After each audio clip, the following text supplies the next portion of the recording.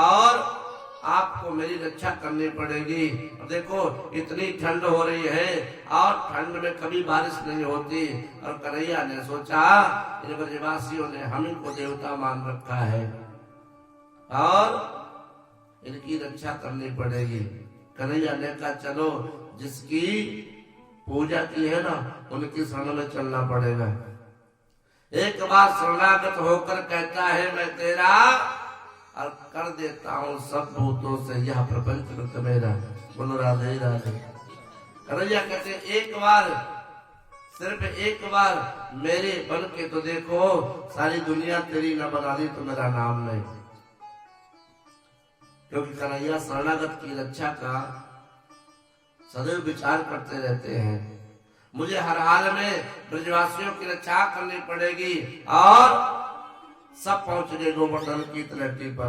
भगवान बोले शांत हो जाओ, बिल्कुल शांति से खड़े रहो और मुझे बात करनी है देवताओं से। और थोड़ी देर कन्हैया खड़े होकर के आंख बंद करके सोच रहे हैं ब्रजवासियों को अगर पता लग गया मैं ही भगवान हूं तो कहीं ले जाकर के मुझे मंदिर में बिठा देंगे और ताला लगवा देंगे उसमें खिड़की लगा के। इसलिए कन्हैया ने थोड़ा सा आंख बंद करके ध्यान किया और बोले कन्हैया ने कहा मेरी तो बात हो गई। और देवताओं ने कहा है जाओ इस गोवर्धन की छतरी बना लो। बोलो राधे राधे। एकदम ब्रजवासी बोले अरे राम राम, 7 कोस को गोवर्धन भला हम लोग उठा लेंगे क्या? कन्हैया ने कहा जब देवताओं ने कहा है तो उठा ही लेंगे। के रास्ते न कृत्वा गोवर्धनाचलम दधार लीलया कृष्ण छत्राय कवि बालकः। सुखदेव जी कहते हैं जैसे छोटे छोटे बच्चे कुकुरमुत्ता उखाड़ लेते हैं बारिश में, ऐसे ही संस्कृत में हस्तार्थ कहते हैं कुकुरमुत्ता को। वही सहजता से 7 कोस के गोवर्धन को उठा लिया, धारण कर लिया। इसलिए मेरे कन्हैया का नाम पड़ा गिरधारी। बोल बोल गिरधारी भगवान की। और कन्हैया सारे ग्वाल बाल कहते हैं अरे कन्हैया गजब हो गया, अरे कन्हैया गजब हो गया, सचमुच हमने गोवर्धन उठा लिया। कन्हैया ने कहा उठा नहीं लोगे गोवर्धन, सबको हमने माखन मिश्री कितनी खिलाई है, ये चाउमीन खाने वाले बालक थोड़ी है। हाय लाला सच्चे तुमने मुझे माखन मिश्री खिलाई तो आज मैंने माखन मिश्री का हक भी अदा कर दिया। मूसलाधार बारिश हो रही है, भगवान ने लगाते 7 दिन तक पर्वत उठाए रखा और कार्तिक मास के शुक्ल पक्ष की तृतीया को गोवर्धन उठाया और माने 9वीं तक गोवर्धन को धारण करके रखा। अब श्री भागवत में श्री सुखदेव जी स्पष्ट करते हैं, देखिए लिखा हुआ है एकेन हस्तेन गोवर्धनम दधारः। एक हाथ पर भगवान ने गोवर्धन धारण किया, लेकिन रसिकों ने अपने भाव प्रकट किए। रसिकों ने जब ऐसा पढ़ा बोले नहीं नहीं कन्हैया को हाथ लगाने की जरूरत नहीं पड़ी। किसने कहा कन्हैया ने एक उंगली पे गोवर्धन उठाया और उंगली कौन सी? कन्न की उंगली छोटी सी। तो किसी ने कहा नहीं नहीं अरे उंगली की भी जरूरत नहीं पड़ी। बोले फिर नाखून की जरा सी नोक से गोवर्धन धारण कर लिया। बोलो राधे राधे। आज ब्रजवासी की दृष्टि में यही था कि सबने मिलकर के गोवर्धन उठाया है। भगवान को बहुत ज्यादा प्रयास नहीं करना पड़ा।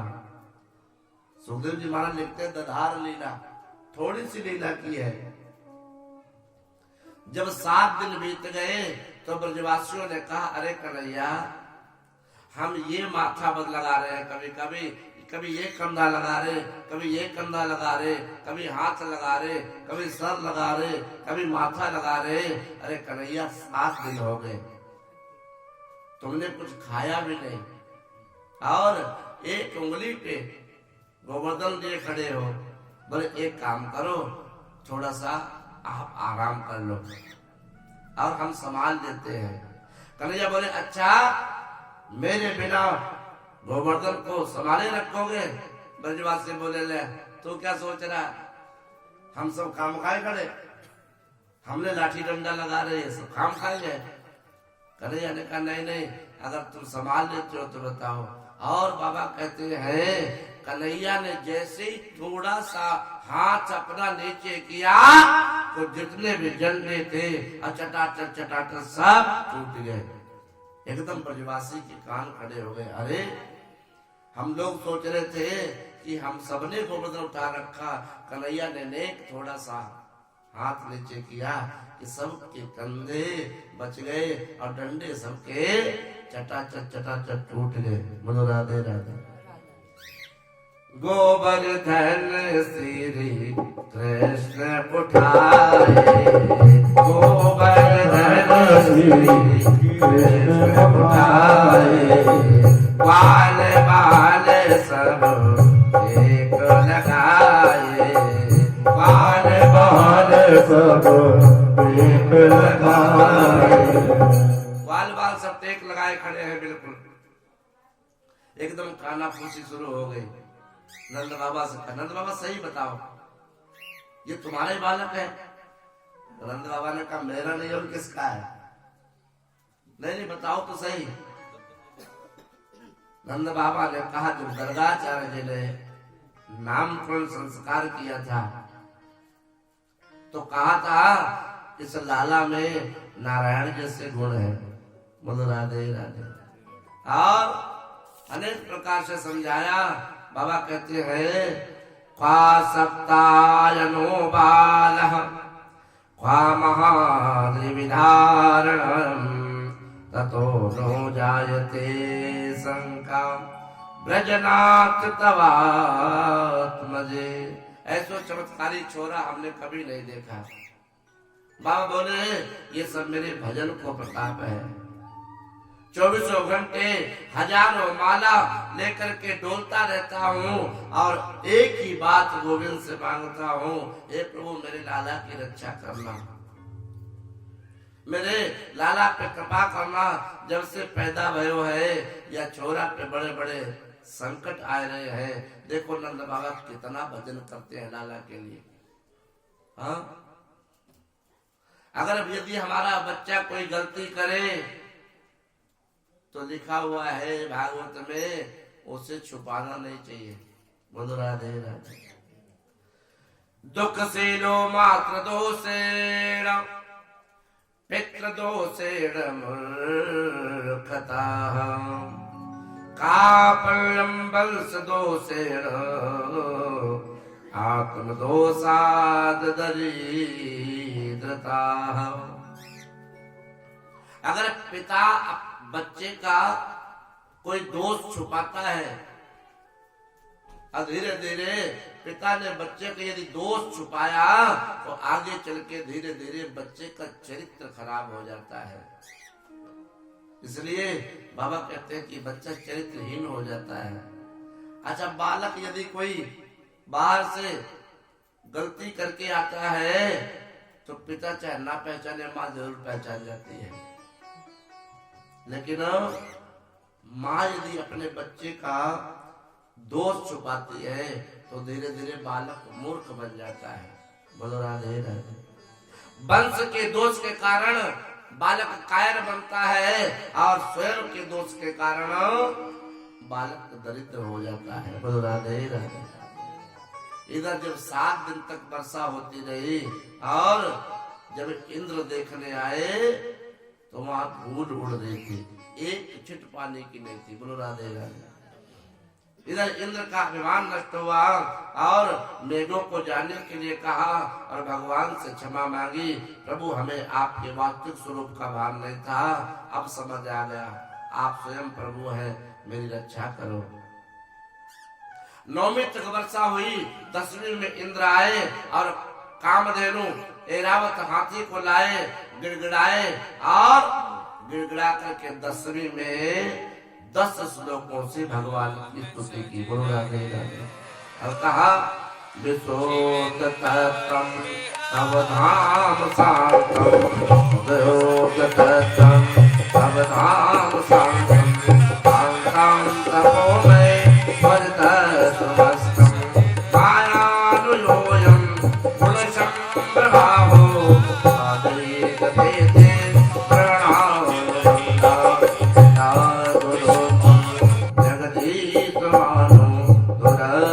काला उत्पात दंडा, हिताय स्वेच्छा तन्वी समी से, मानम विश्रुतम जगदीश मानना, मानम जगदीश जगदीश मानना। इस प्रकार इंद्र की गाई हुई ये स्तुति है। और देवराज कहते हैं प्रभु आप विशुद्ध रहने वाले हैं और माया के जो गुण है वो आपको स्पर्श नहीं कर सकते। अपनी इच्छा से आप विविध अवतार धारण करते हैं, और जो आप अपनी इच्छा से आए और अपनी इच्छा से जाए उसे कहते हैं अवतार। बोलो राधे राधे। और जो गर्भ के अनुसार जन्म लेता है और कर्म भोग करके मर जाता है वो प्राणी जन्म मरण का होता है। जन्म और अवतार में थोड़ा फर्क है। बोलो राधे राधे। क्या फर्क है? जैसे एक व्यक्ति जा रहा था और उसने देखा कुएं में एक व्यक्ति गिरा हुआ है।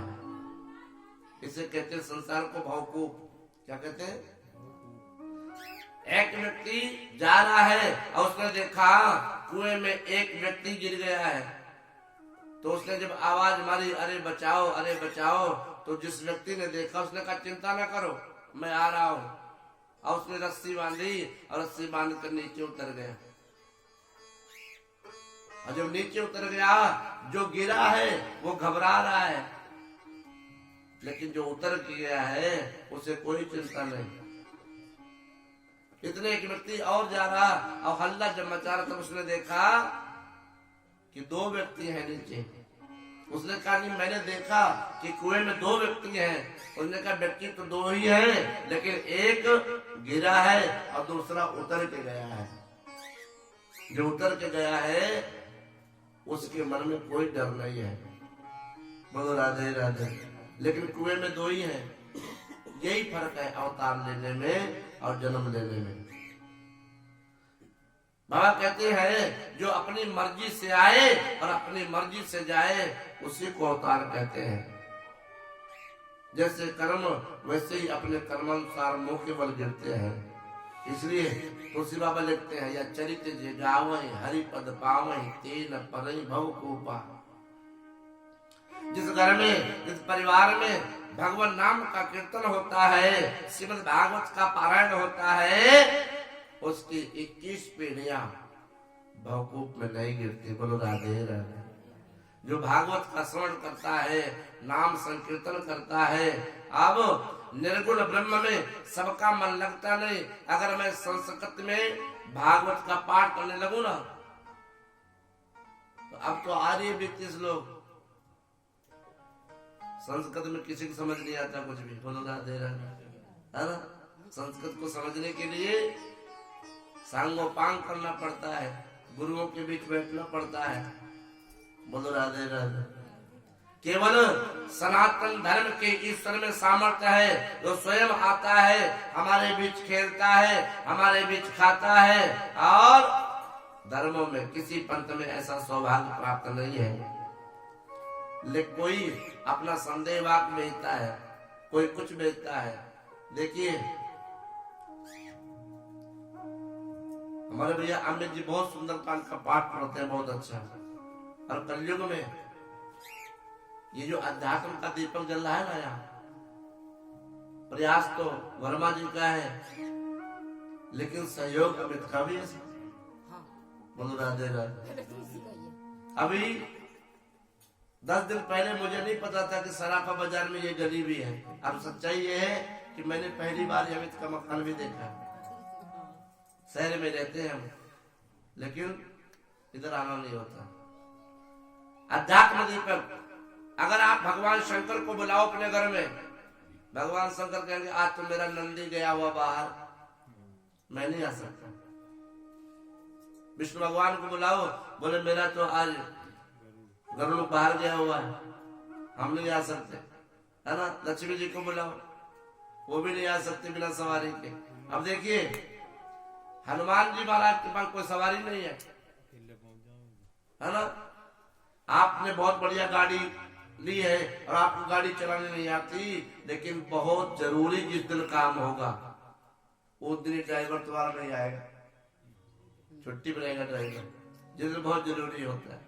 इसलिए कलयुग में साक्षात हनुमान जी महाराज, जहां जहां राम जी की कथा होती है और जहां जहां भगवान नाम का संकीर्तन होता है, भागवत की कथा होती है, वहां हनुमान जी महाराज सबसे पहले आते हैं और सबसे बाद में चले जाते हैं। कल साक्षात हनुमान जी के दर्शन हुए ना हमें कथा में, हुए कि नहीं हुए? नहीं हुए? बोलो राधे राधे। संत तो देखो कैसे आए हैं। संत समागम हरि कथा तुलसी दुर्लभ दोय, अशुद्ध धारा और लक्ष्मी पापी के भी होए।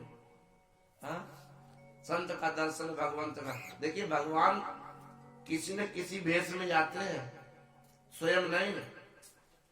अगर अपने विराट रूप में भगवान जी आ जाए ना तो हम लोगों की आंखें फ्यूज हो जाएंगी, इससे मतलब फ्यूज हो जाता है, दर्शन नहीं कर सकते। तो अर्जुन को भी दिव्य नेत्र दिए थे। हाँ बोलो राधे राधे। केवल सनातन धर्म में ही ये सुविधा है, आप जैसे भी जिस भगवान की पूजा करना चाहते हो करो, और कहे नहीं। बाबा कहते हैं ये संसार की माया है, इसी माया में फंसे हुए हैं सब लोग। माया ब्रह्म जीव जगदीशा। माया क्या है? यही हाय मेरी गाड़ी, हाय मेरा मकान, हाय मेरा दुकान, हाय मेरा पोता, हाय मेरी घरवाली, हाय मेरा बीबी, हाय मेरा ये, हाय मेरा वो, बस यही। इसी में हम फंसे हैं। और कहा किसी ने, मेरे श्याम ये बताओ ये तान कौन सी है, मेरे श्याम ये बताओ ये तान कौन सी है। जिसे सुन के सारी दुनिया तेरे दर पे झूमती है, जिसे सुन के सारी दुनिया तेरे दर पे झूमती है, मेरे श्याम ये बताओ ये तान कौन सी है, मेरे श्याम ये बताओ ये तान कौन सी है।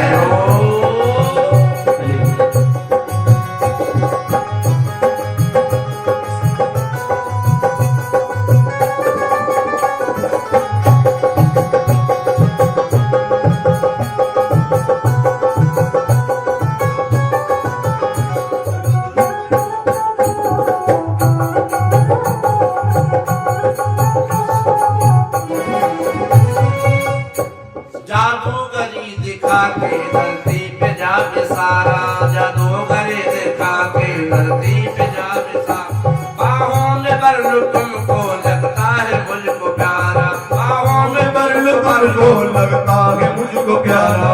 आती है तेरी मुझको वो याद कौन सी है, आती है मुझको वो याद कौन सी है।